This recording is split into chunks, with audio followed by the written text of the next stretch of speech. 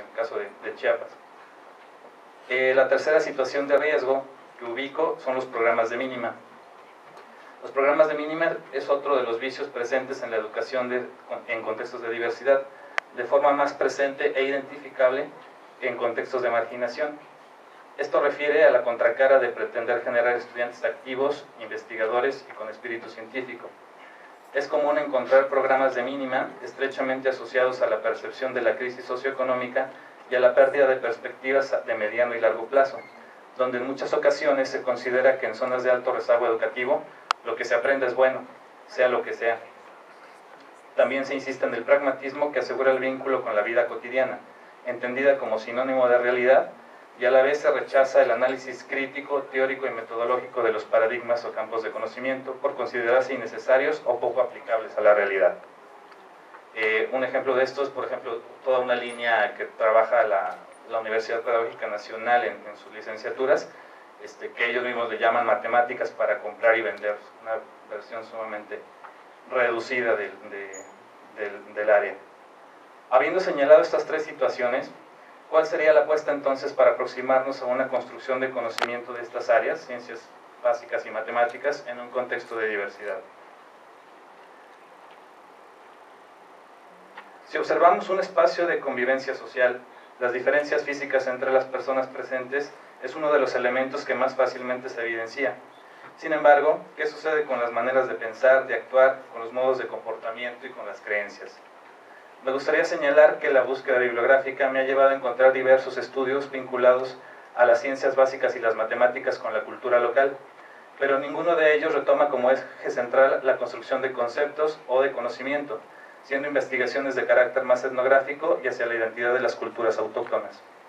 Por otro lado, existen diversos estudios realizados en Europa, principalmente en España, donde el énfasis de la diversidad se centra en la migración, siendo la tendencia principal la integración de estudiantes migrantes a los sistemas educativos locales y la importancia de la lengua como factor de adaptación.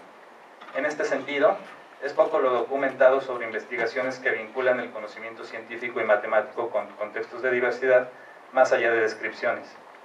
Por otro lado, abundan estudios que abordan el aprendizaje de las matemáticas y las ciencias desde la perspectiva constructivista, incluido el aprendizaje conceptual.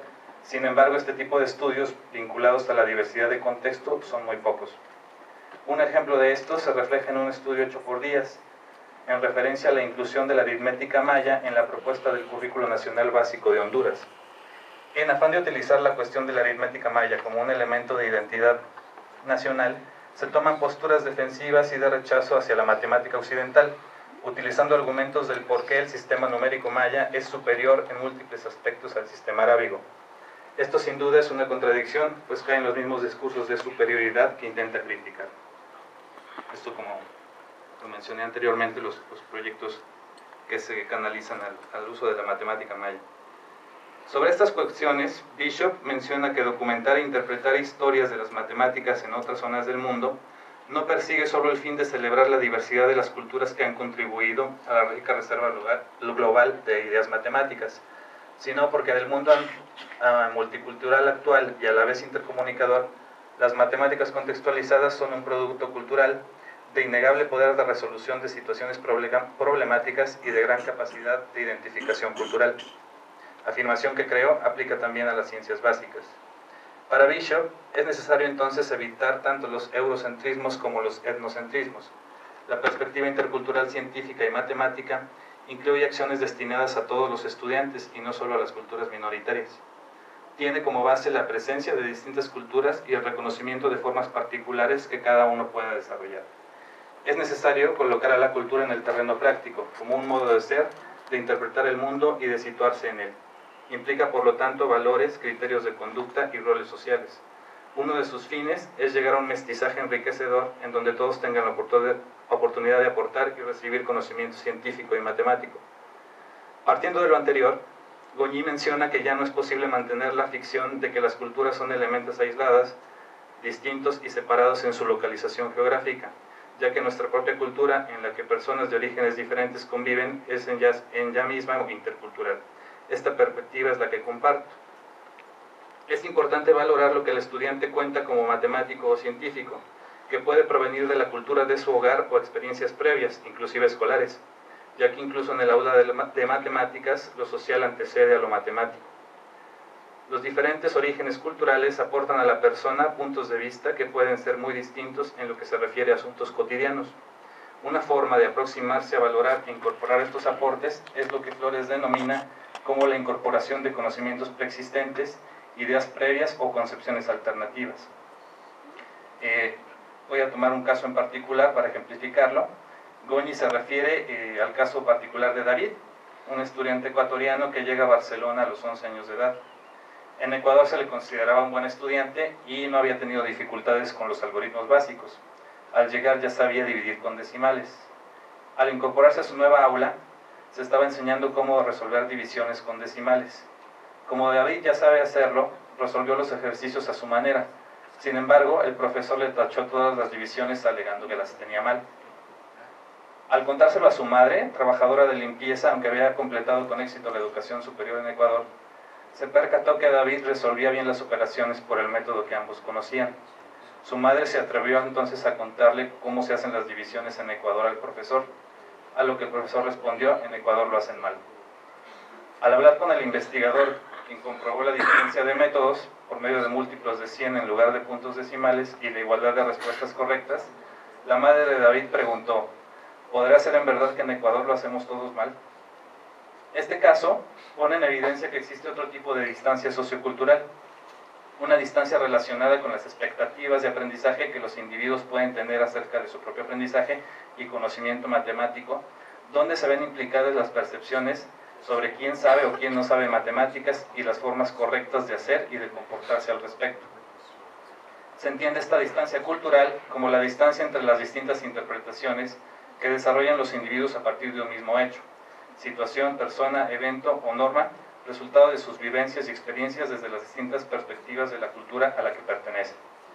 Bueno, hay otros ejemplos, pero ya por cuestiones de tiempo. La propuesta metodológica que ha intentado acuñar en los últimos años para lograr esta relación de continuidad entre conocimientos locales y saberes universales se basa en las propuestas de Alan Bishop y Ana Pessoa desde la enculturación matemática y la enculturación científica, respectivamente.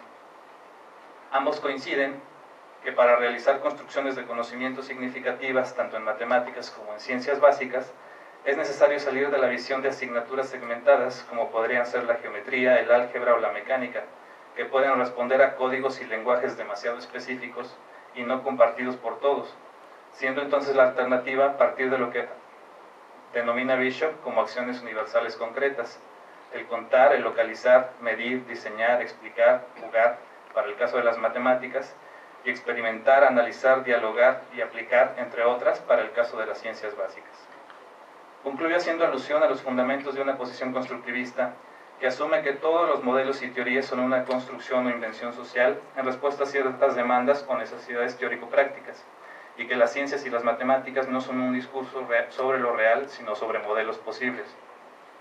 El cambio conceptual en estas áreas depende de la oportunidad de construir y reconstruir socialmente los propios conocimientos personales a través de un proceso de argumentación y colaboración dialógica. Conocer no es descubrir la realidad, sino elaborar modelos para interpretarla. El conocimiento científico no es entonces independiente del contexto social de los grupos que lo producen. Las ciencias básicas y las matemáticas, como cualquier otra forma de describir la realidad, para que sea inteligible socialmente, supone la comunicación dentro de un conjunto de suposiciones y conocimientos compartidos en una comunidad, convirtiéndose entonces en materia de negociación, consenso y confrontación. Es indispensable entonces una relación de continuidad entre el conocimiento cotidiano y el conocimiento científico-matemático, en donde, como lo señalaba Kuhn, no es lo relevante señalar que existe una frontera, lo relevante es señalar en dónde y cómo es trazada esta frontera.